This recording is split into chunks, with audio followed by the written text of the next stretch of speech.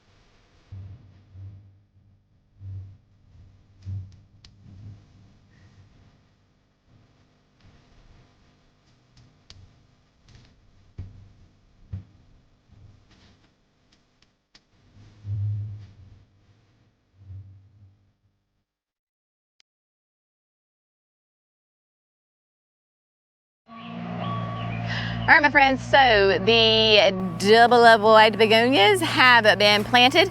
They are good to go, so yay for that. You know, it's not that challenging when you're doing the same plant. That makes it great. So you just kind of evenly space them out. Went up a little bit on this sidewalk, right? So really kind of framing this whole bed where the David Austin roses are. Another reason that I put these double ups right here on the edge is, especially when you come down here, you can see where the water washes when we get major rain. Now, a normal rain, everything is fine, but we haven't been having normal rain, and so what happens is water starts really like running right here, and then you can see that my path has been washed out. So hopefully by putting these plants here, that is going to slow down the water, right? That is a great way to combat erosion, is to put plants there. So the plants will slow the water down, they soak up the water, and they prevent or help stop all of that runoff. What we're gonna do here with the path is, I think we're gonna come in with a little bit bigger river rock than, say, like these pebbles, more like, maybe, I don't know, the size of that river rock. Either that river rock or somewhere in between these, and then place them between these flagstones. So that way it'll just stop that water from just eroding all of my soil out, and the water will run on top of the rocks and not getting rid of the soil. But yeah, so it just framed it perfectly. Looks really sweet. And then I have got the Perfectly Pink Angelonias. So I've got 50 of them here. We'll see. I don't know if I'm going to use them all or not. The spacing is anywhere between 10 and 14 inches. And I want to make sure that I give my roses plenty of room to breathe right here. We have just really severely cut back and pruned the roses because they were in full bloom when we got all of that massive rain, and so many of the blooms were just heavy laden with that water, and they were just pulling down. They were yanking the plants down, disforming the plants, disfiguring them, and so we just came in and did a major prune. That was a week ago, and look at all of that beautiful new growth. This is Ruval Dahl, and putting on tons of new growth, and then this one is actually putting on new flowers. That's the beautiful thing about roses, is that you can prune them. It is okay. And so I want to give them plenty of room to breathe. So really, I'm not going to come too much past like the back of these trays right here. So I'm basically going to do kind of the same thing and just get these babies placed in here. Since it's all the same plant, I don't really have to make sure that, you know, there's a certain pattern because I want just nice full coverage. So I'm just gonna go for it and get these planted. If you hear a big commotion, because there is a lot of commotion going on over the past couple of days, Jackson has really done it himself. Has completely emptied and then demolished what we called our tractor shed. That horrible eyesight that has been there, that was one of the original buildings that it was probably the very first structure that Jerry built here, and it was to house the tractor, right? And so it was that shed. It became the catch-all where you just kind of throw all your junk in there, and it was a definite eyesore. I've been wanting to get rid of it for years. So we got a dumpster that Jackson went through the past couple of days, emptied things out, threw stuff away that just needed to be thrown away. We have piles of stuff that we're keeping. We're going to put it somewhere, and then they have had the most fun getting rid of the structure. So that, if you hear the commotion, that is what that is. And yeah, so let's get these perfectly pinks in the ground.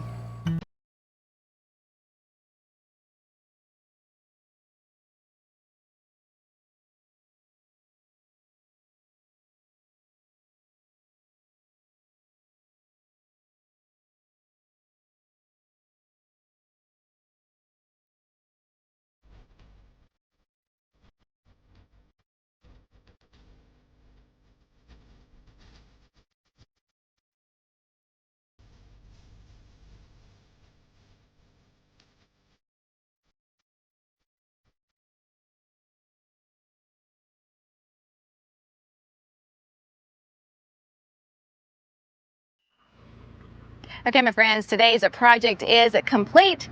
The begonias are in the ground, the perfectly pinks are in the ground. They have been watered, they of course have their fertilizer, put a little land and sea around a couple of them that had some bare soil. But yes, I'm gonna back up, or go forward rather. This whole little space is just looking so nice. Everything is filling in.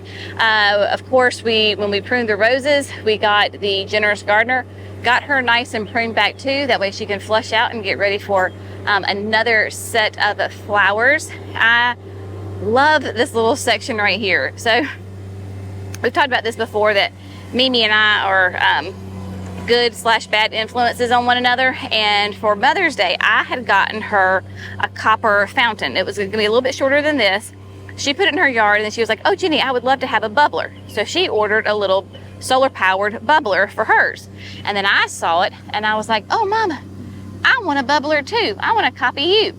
So she got me one, and then I brought over the short reeded bird bath urn over here, and it just fits quite nicely in this little corner. Of course, we've got the penstemon back there that the pollinators are just absolutely loving. The banana cream 2 Shasta daisies back there are just starting to form their buds, and the flowers are opening. Just so sweet, right? And then you've got that, I mean, look at that. Look at that little bumblebee right there, just living his best life. And there's a bunch of them in there. So that is all looking quite nicely. And then of course, you look through here, and the arch really kind of frames this picture right here that I just adore. Love having the begonias right here, having them frame this section. Perfectly pinks, just nice and filled in. Of course, they're going to get nice and thick. All of these are. I imagine that planted them so that the begonias, when they fill in, they'll be like a hedge. So you're not going to see any space between them. With the Angelonias, you're probably going to see some space, but it's not going to be completely filled in, but it's also not going to be a lot of space between them.